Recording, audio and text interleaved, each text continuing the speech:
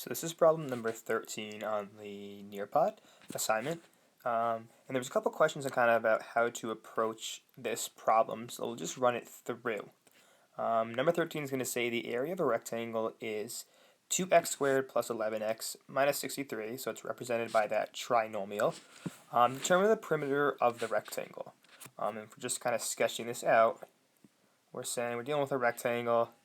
We know the area is represented by the expression 2x squared plus 11x minus 63. In order to find the perimeter, we have to, add up all the sides. So what I need first is I need to know what is my length and what is my width. Now to get the area of a rectangle, we do length times width. So what we have to do is we actually have to factor this trinomial into two binomials.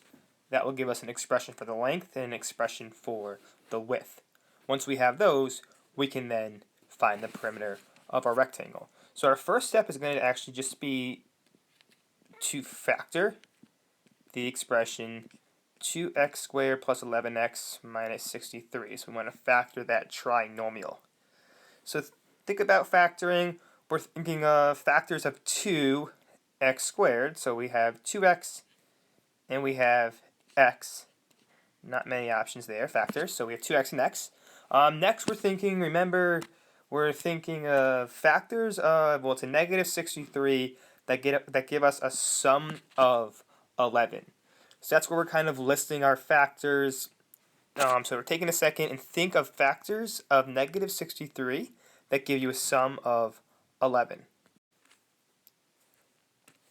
So if we're kind of listing factors of negative 63, we might say, we know it has to be a positive and a negative factor because we're dealing with a negative product. So let's try, how about a positive 9 and a negative 7. So negative 7 times positive 9 would give us negative 63. And 2 times 9 is 18, or 2x times 9 would give us 18x. 1x times negative 7 would give us negative 7x. And if we add those together, that would actually leave us with 11x. So we actually have our factors, negative 7 and 9.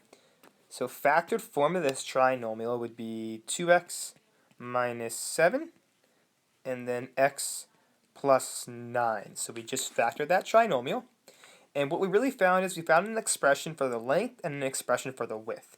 I'm just going to call that first expression the length and the second expression the width. So now we're ready actually to find the perimeter. So remember we have our length now, 2x minus 7. And don't forget there's two sides that are 2x minus 7, that expression inches long.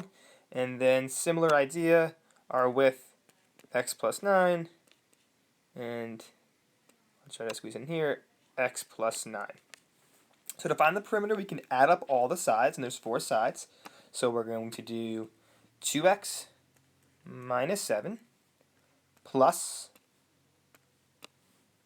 x plus 9 plus 2x minus 7 plus x plus 9.